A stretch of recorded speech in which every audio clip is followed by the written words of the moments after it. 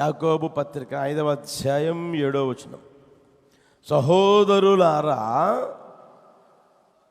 ప్రభువు రాకడ వరకు ఓపిక కలిగి ఉండండి. ఎప్పటి వరకు చెప్పండి? చూడండి, రాకడకి ఓపికకి ఎంత సంబంధం ఉందో గమనించండి. ప్రభువు రాకడ వరకు ఓపిక కలిగి ఉండండి. వ్యవసాయకుడు తొలకరి వర్షమును కడవరి వర్షమును సమకూడు వరకు విలువైన భూఫలము నిమిత్తం ఓపికతో కాచుకొనుచు దాని కొరకు కనిపెట్టును గదా. వ్యవసాయకుడు తొలకరి వర్షం కోసం కడవరి వర్షం కోసం ఎదురు చూస్తాడు. అది జరిగిన టప్పటికి విలువైన భూఫలం వస్తుంది. దానికోసం ఆ వ్యక్తి ఏం చేస్తాడు అంటే ఓపికతో కనిపెట్టుకుని ఉంటాడు.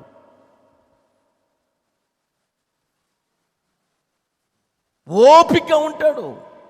వ్యవసాయం చేసేవాళ్ళని చూడండి, కావాలంటే ఇది అయిపోయిన తర్వాత, ఈ వేసవికాలం అయిపోయిన తర్వాత తొలకరి వర్షం కోసం చూస్తాడు.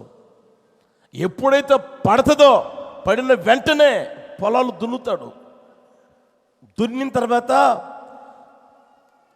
వరి నాటుతాడు, లేదా వాళ్ళకి అవసరమైన గింజలు ఉంటాయా అవి వేస్తారు, నాటుతారు, చల్లుతారు.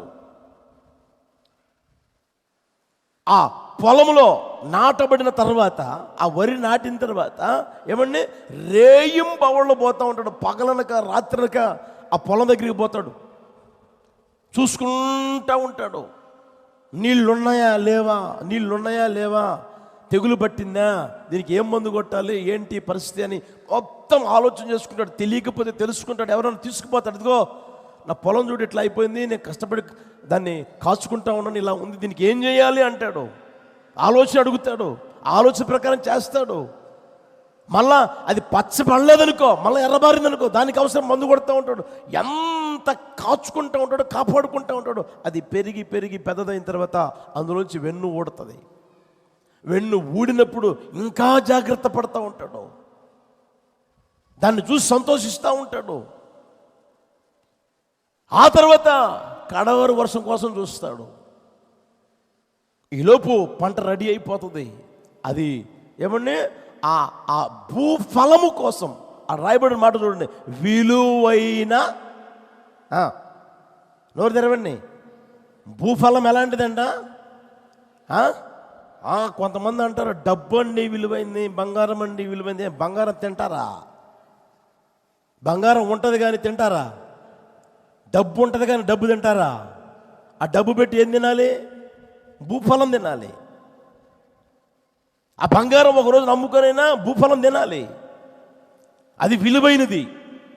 ఆ విలువైన భూఫలము కోసం ఆ వ్యక్తి ఓపిక కలిగి ఉంటాడు. 3 నెలలు పంట అయితే 3 నెలలు ఉంటాడు, 6 నెలల పంట అయితే 6 నెలలు ఉంటాడు, 8 నెలల పంట అయితే 8 నెలలు కాచుకుంటూ ఓపిక కలిగి ఉంటాడండి. ఈరోజు నాటాను కదా, ఈరోజు విత్తనం వేసాను కదా, ఈరోజే పెరగాలి, ఈరోజు పెద్ద అయిపోవాలి, ఈరోజే నాకు పంట రావాలి అనంటే వస్తుందా? చెట్టు నాటేవు, సాయంత్రానికి కాపు రావాలంటే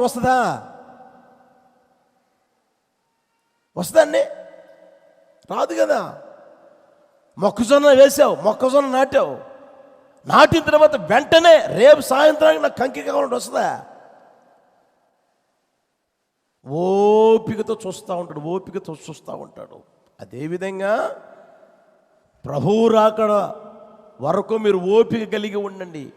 ఏ విషయంలోనంటే నీ పని విషయంలో నీకు ఓపిక ఉండాలి.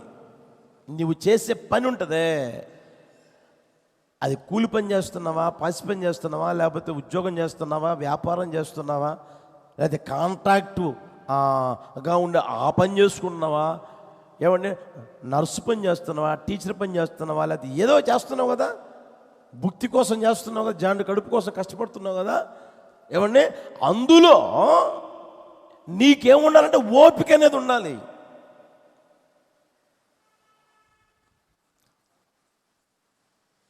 అర్థమవుతుందండి? ఓపిక లేకుండా ఉంటే ఆ ఫలం నువ్వు అనుభవించలు, నీ చేతికి రాదు. అది మీరు ఆటో నగర్ వెళ్ళండి, ఆటో నగర్ వెళ్ళి ఆ పాత్రలు తయారు చేసి చూడండి. మీ ఇంట్లో ఉన్నాయి ఆ పాత్రలు, అది స్టీల్ పాత్ర లేకపోతే ఏదో ఒకటి ఉంటాయి కదా, ఆ పాత్రలు తయారు చేసే దగ్గరికి పోండి. ఒకడేమో ఒక ఆకారం కట్ చేస్తాడు, ఇంకొకడేమో ఇంకొక ఆకారం కట్ చేస్తాడు. ఆ ఆకారాన్ని ఆ బిందు రూపానికి తీసుకొస్తాడు. ఆ తర్వాత ఈ ఆకారాన్ని పైన అంచు ఉండదే, అంచు రూపానికి తీసుకొస్తాడు. ఇంకొకడు ఆ రెండింటిని కలిపి జాయింట్ చేసేస్తాడు. ఆ తర్వాత పాలిసీకి పంపిస్తాడు, ఆ పాలిసీ ఇంకొక పాలిసీ పంపిస్తాడు, ఆ తర్వాత ఇంకొకటి, ఆ తర్వాత వస్తుంది నీ దగ్గరికి బిందె, లేకపోతే ఒక పాత్ర. మట్టితో తయారు చేసే దగ్గరికి వెళ్ళండి, ఎక్కడి నుంచో మట్టి తీసుకొస్తారు. మట్టి తీసుకొని వచ్చి ఇంత పెళ్ళగా ఉంచరు, చిన్న చిన్న చిన్న చిన్న పెళ్ళ కొడతారు. కొట్టిన తర్వాత ఇంత వాళ్ళు చేయగలిగినంత నానబెడతారు. తొక్కి తొక్కి తొక్కి తొక్కి తొక్కి నానబెట్టి అందులో ఏదో అది జిగురు వస్తుందే, అది కనపడింది అని అనుకున్నప్పుడు అంతంత మట్టి తీసుకొని ఆ సారి మీద పెడతారు. సారి తిప్పుతా ఈ వ్యక్తి ఏ పాత్ర అయితే తయారు చేయాలనుకుంటారో ఆ పాత్ర ఆకారం వచ్చేంత వరకు చేస్తూనే ఉంటాడు. ఒకవేళ ఆ పచ్చిదనంలోనే అది ఏమండి పగిలిపోయిందనుకో, అది నెర్రిగొట్టిందనుకో, మరలా తీస్తాడు, మరలా ముద్దగా కలుపుతాడు, తీసి పడేయడు. అతగాడికి ఓపిక లేకపోతే పాత్ర అవుతుందా? ఓపిక లేకపోతే ఫలం ఫలిస్తాడా? ఫలం పొందుకుంటాడా? కనుక నీ జీవితంలో కూడా నువ్వు చేస్తూ ఉన్న పని అది ఏదైనా సరే, చిన్నది కావచ్చు పెద్దది కావచ్చు, ఏది చేసినా అందులో నీకు ఓపిక అనేది ఉండగలగాలి. కొంతమందికి అదేం లేదు. అక్కడికి పోతే, బజార్లో పోతే భోజనం తయారు అంటే వీడు కష్టపడేది లేదు, వీడు బియ్యం కడిగేది లేదు, వీడు ఎసురు పెట్టేది లేదు, స్టవ్ వెలిగించేది లేదు, తర్వాత ఎసురు చూసేది లేదు, వంచేది లేదు, కాయలు కోసేది లేదు, వండేది లేదు, వార్చేది ఏమీ లేదు. పోయి కూర్చుంటే ఏం కావాలండి, ఆ భోజనం కావాలి, ప్లేట్ మిల్సా ఫుల్ మిల్సా, ఆ ఫుల్ అండి తీసుకొచ్చి పెడతారు. ఆ టైపులోకి తయారైపోతున్నారు ఈ రోజున. అనుకున్న వెంటనే అయిపోవాలా.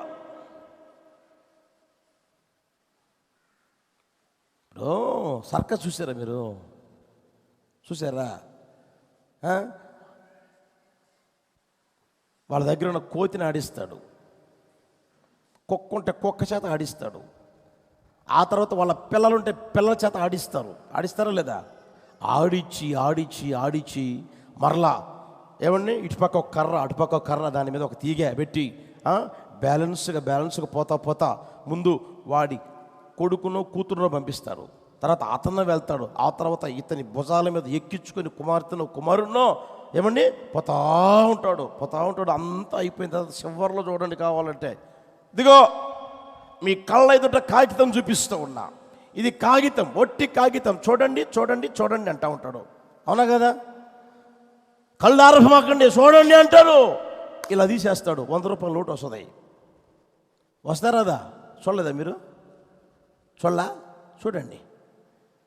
అది అతగాడికి ఉపయోగపడేదైతే ₹1 ఇవ్వండి, ₹10 ఇవ్వండి, ₹4 ఇవ్వండి, ₹100 ఇవ్వండి. ఎందుకు అడుక్కుంటాడు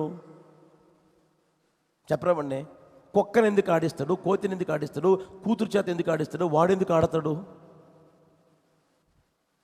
అర్థమవుతుందా? గుర్తుపెట్టుకుని దేవుని బిడ్డలారా, అప్పటికప్పుడే కలిగేది ఏది దీవెన పొందదు, ఏది ఆశీర్వాదకరంగా ఉండదు, ఏది దీవెనకరంగా ఉండదు, ఏది అభివృద్ధి పదంలో ఉండదు. ఇప్పుడు విత్తాను ఇప్పుడే పండాలి, ఇప్పుడు నాటాను ఇప్పుడే కాపు రావాలి, రాదు. దేవుడు ప్రతిదానికి ఒక కాలాన్ని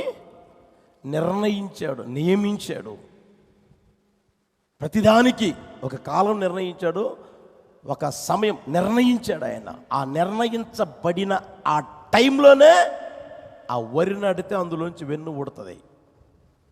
ఈ రోజున శంకర జాతి అన్నీ వచ్చినాయి కదా, అందుకే రోగాల మీద రోగాలు వచ్చాయి. శంకరజాతి తినేదంతా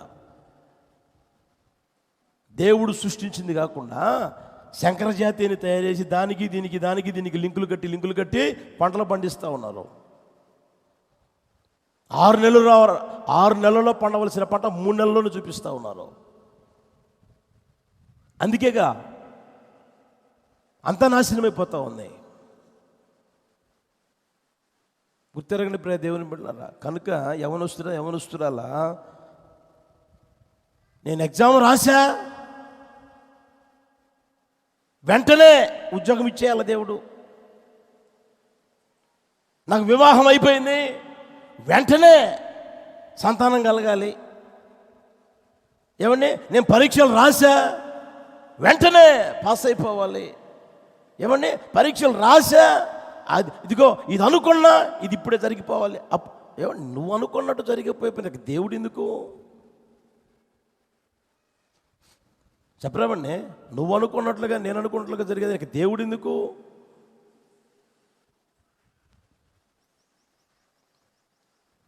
అర్థమవుతుందా? మనిషిని ఎవరినో తయారు చేయమని చెప్పండి చూద్దాం. కోట్లు పెట్టి, $1 మిలియన్ పెట్టి మనిషిని తయారు చేయమని చెప్పండి చూద్దాం. చేయగలడా? చేయగలిగాడా? ఈ రోజు వరకు చేయగలిగాడా? ఎవడి వల్ల కాదు. అందుకనే ఆయన సర్వాధికారి. హల్లెలూయా, హల్లెలూయా. సర్వశక్తి కలిగిన దేవుడు ఆయన. నువ్వు అనుకున్నట్లుగా ఆయన చెయ్యాలి అనుకుంటే చేస్తాడు, లేకపోతే సర్టన్ టైం ఉంటుంది. ప్రతిదానికి సమయం ఉంది కదండి, బైబిల్లో ఉందా లేదా? ప్రతిదానికి సమయము కలదు. నవ్వేదానికి, ఏడ్చేదానికి ఉందా లేదా? పుట్టేదానికి, చనిపోయేదానికి, పుట్టినోడు పెరిగేదానికి, వాడికి ఉద్యోగం వచ్చేదానికి ప్రతి సమయం ఉంటుంది ప్రతిదానికి. మీరు ఆ మాట చూస్తారా? చూడండి, సమూయేలు మొదటి పుస్తకం 13:8. సమూయేలు చెప్పినట్టు అతడు 7 దినములు ఆగి సమూయేలు గిల్గాలుకు రాకపోవటయు జనులు తన యుద్ధ నుండి చెదరిపోవటయు చూచి, సేవకుడు చెప్పాడు, బాబు నేను వస్తాను, ఆ తర్వాత బలి చెల్లిద్దాం, ఆ తర్వాత రాజ్య పరిపాలన పద్ధతి నిర్ణయించుకుందాం, ఆ తర్వాత అన్ని చేద్దు. అప్పుడేం తల ఊపాడు. ఆ తర్వాత ఏమండి, ఆయన రాకపోవుటయు చూచి జనులు తన యొద్ద నుండి చెదరిపోవుట చూచి, ఇది 6 రోజుల 23 గంటల 59 నిమిషాలు ఓపిక పెట్టాడండి. అర్థమవుతుందా? నేను వస్తా, బలి చెల్లిస్తా అని అంటే ఈయన చూశాడు. 1 రోజు చూశాడు, 2 రోజులు చూశాడు, ఈరోజు వస్తాడు అనుకుంటే రాలా. 6 రోజులు చూశాడు, ఈరోజు వస్తాడు అనుకుంటే రాలా. 7వ రోజు కూడా చూశాడు, ఈరోజు వస్తాడు అనుకుంటే రాలా. ఇక అయిపోబోతుంది, ఈరోజు అయిపోబోతుంది. ఆ లాస్ట్ మూమెంట్లో, లాస్ట్ మినిట్లో వెనకయ్యనే బలి తీసుకురండి అని చెప్పి చెల్లించడం జరిగింది. చెల్లించాడు లేదు, వెంటనే వస్తా ఉన్నాడు. ఏంటి సౌలా నువ్వేం చేసావంటే, అయ్యా ఇలా జరుగుతూ ఉంది అందుకని చేశా. నేను వస్తానని చెప్పాను కదా. ఎవరు చెల్లించారు? ఎవరు ఈ పని చేశారు? నా అంతటా నేనే సాహసించి, నా అంతటా నేనే ఓపిక పట్టుకొని అని అంటే బాగుండేది. అయ్యా నువ్వు రాలా, వీళ్ళు పోతా ఉన్నారు, చెదిరిపోతా ఉన్నారు, అయినా సరే నువ్వు చెప్పిన మాట విన్నాను, అందుకని నీకోసం ఓపికతో ఉన్నానయ్యా అంటే అతని జీవితమే మారిపోయేది. రాజ్య పరిపాలన పద్ధతులు మారిపోయాయి. ఎందుకంటే ఆల్రెడీ దేవుడు చెప్పున్నాడు, నిన్ను రాజుగా చేస్తాను, నీ సంతానాన్ని స్థిరపరుస్తాను అని చెప్పున్నాడు దేవుడు. ఎప్పుడైతే ఆ లాస్ట్ మినిట్లో ఓపిక నశించిపోయిందో, ఓపిక లేకపోయిందో, ఆ తర్వాత అతని జీవితం గమనించిన దేవుని బిడ్డలారా, అతని రాజ్యాన్ని పోగొట్టుకున్నాడు, అధికారాన్ని పోగొట్టుకున్నాడు, తాను తన సంతతి ఇశ్రాయేలు ప్రజల్ని యాలవలసిన పరిస్థితులన్నీ పోగొట్టుకుని అంత దూరం అయిపోయింది ఆయనకి. ఆలోచన చెప్పిన దేవుని బిడ్డలారా, ఇప్పుడు చూడండి 11వ వచనం చూడండి. సమూయేలు అతనితో, నీవు చేసిన పని ఏమిటని అడిగెను. అందుకు సౌలు జనులు నా యొద్ద నుండి చెదరిపోవటయు, నిర్ణయ కాలమున నీవు రాకపోవటయు, ఫిలిస్తీయులు మిక్మషులో కూడి ఉండటయు నేను చూసేట. నిర్ణయ కాలంలో వచ్చాడు కదా ఈయన చెప్తాడనమాట. నిర్ణయ కాలంలో తప్పకుండా వస్తాడు. దేవుడు ఒక మాట చెప్తే హల్లెలూయా తప్పకుండా చేసి తీరుతాడు. అబ్రహాముతో చెప్పాడు, చేశాడు. ఇస్సాకుతో చెప్పాడు, చేశాడు. యాకోబుతో చెప్పాడు, చేశాడు. మోషేతో చెప్పాడు, చేశాడు. ఇశ్రాయేలు ప్రజలతో చెప్పాడు, చేశాడు. దావీదుతో చెప్పాడు, చేశాడు. సొలొమోనుతో చెప్పాడు, చేశాడు. బైబిల్లో ఏమో తెలిసిన, ఇశ్రాయేలీయులకు సెలవిచ్చిన ఏ మాటయో తప్పిపోలేదు. చూడండి అన్నమాట. యెహోషువ పుస్తకం 23:14 చూడండి. ఇదిగో నేడు నేను సర్వలోకుల మార్గమున వెళ్ళుచున్నాను. మీ దేవుడైన యెహోవా మీ విషయమై సెలవిచ్చిన మంచి మాటలన్నిటిలో ఒక్కటి అయినను తప్పి ఉండలేదని మీరు అనుభవపూర్వకముగా ఎరుగుదురు.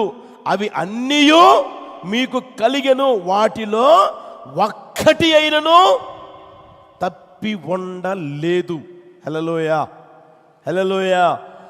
దేవుడు ఏదైనా సెలవిచ్చాడా అది తప్పకుండా చేసి తీరుతాడు. హల్లెలూయా. మాట తప్పిపోదు. మొన్న ఒక ఇంటికి వెళ్ళా, వాళ్ళకి తెలిసిన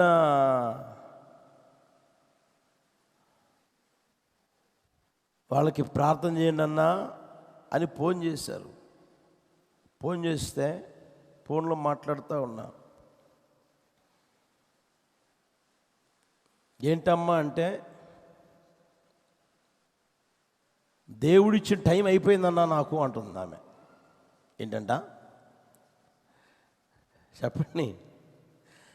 దేవుడిచ్చిన టైం అయిపోయింది, దేవుని కోసం నేను కనిపెట్టుకోవాల్సిన అవసరం లేదు, నా బతుకు నాదేను, నా ఇష్ట ప్రకారంగా నేను బ్రతుకుతాను, నాకు నచ్చినట్టుగా నేను చేసుకుంటాను, నాకు నచ్చినట్టుగా బ్రతుకుతాను అంటా ఉంది.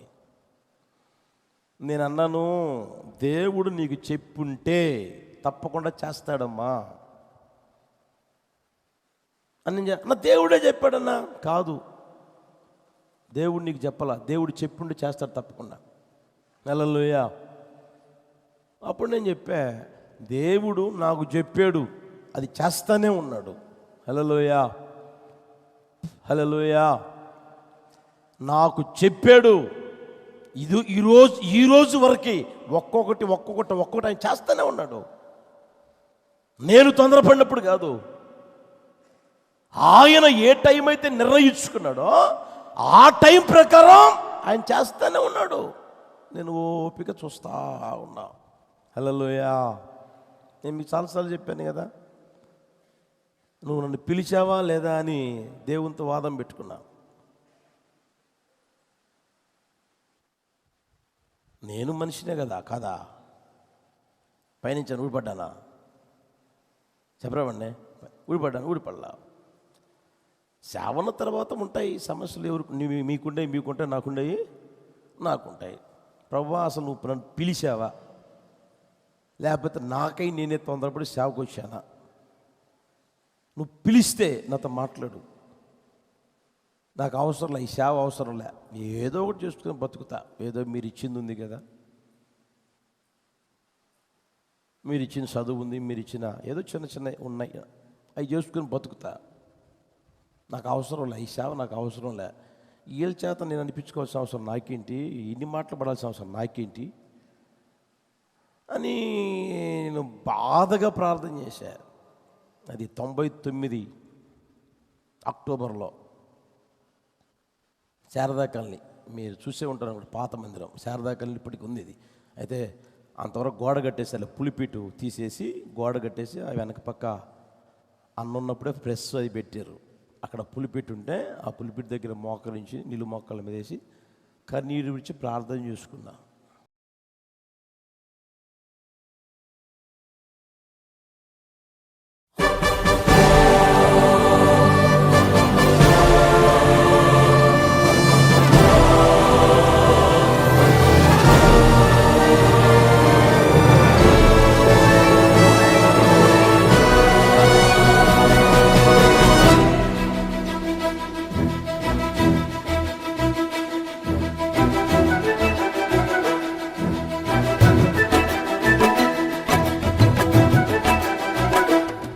ప్రేమా పూర్ణుడా, స్నేహశీలుడా, విశ్వనాథుడా, విజయ వీరుడా, ఆపత్కాలమందున సర్వలోకమందున్న దీన జనాళి దీపముగా వెలుగుచున్నవాడా, ఆరాధింతు నిన్నే లోక రక్షకుడా, ఆనందింతు నీలో జీవితాంతము.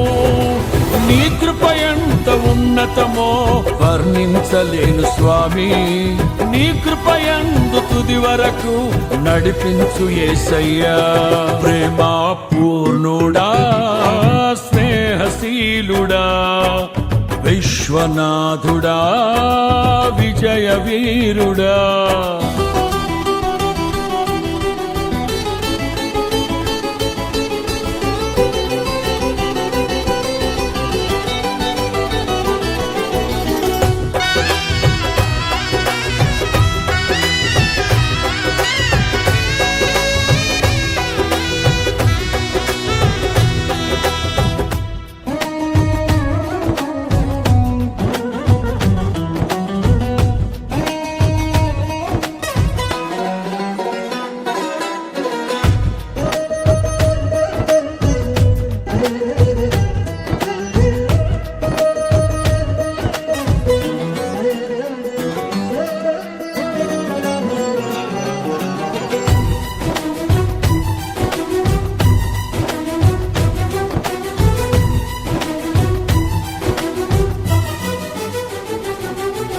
పూర్ణమై సంపూర్ణమైన నీ దివ్య చిత్తమే నీవు నన్ను నడిపే నూతనమైన జీవ మార్గము.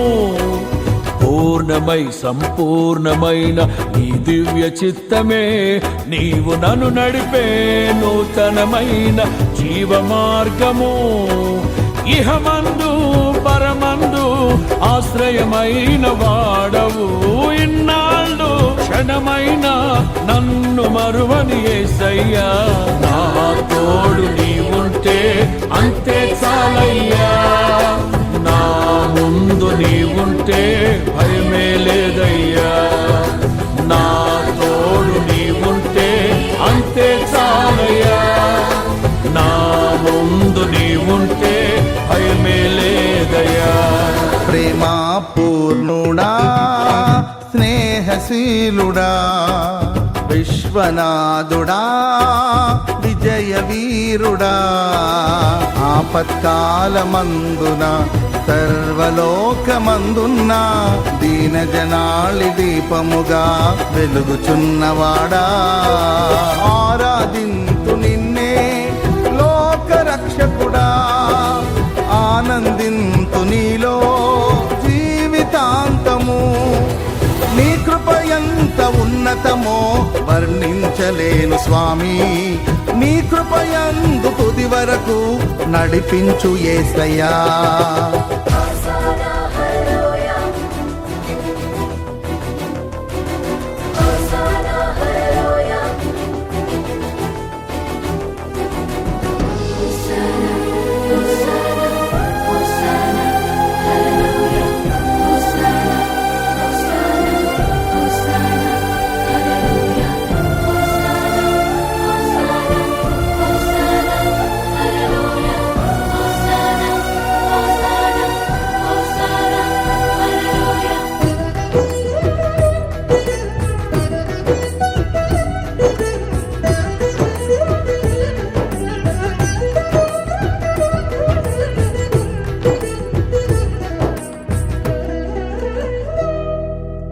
భాగ్యమే సౌభాగ్యమే నీ దివ్య సన్నిధి, బహు విస్తారమైన నీ కృప నాపై చూపితివి.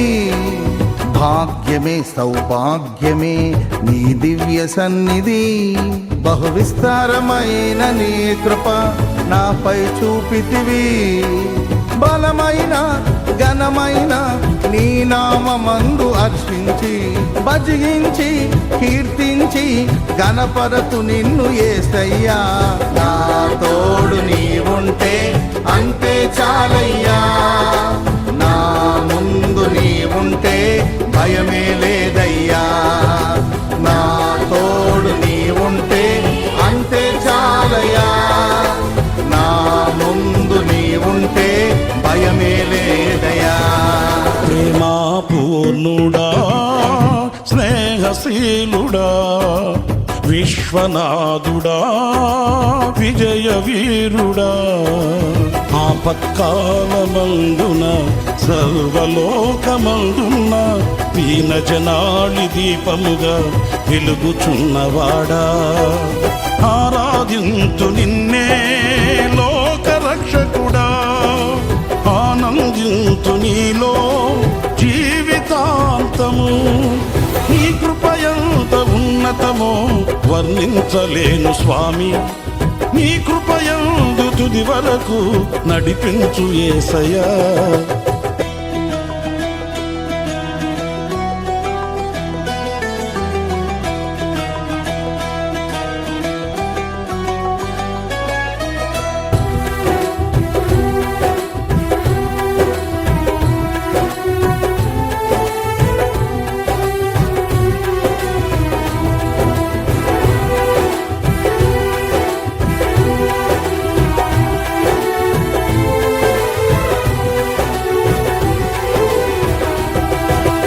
నిత్యము ప్రతినిత్యము నీ జ్ఞాపకాలతో నా అంతరంగమందు నీవు కొలువై ఉన్నావులే.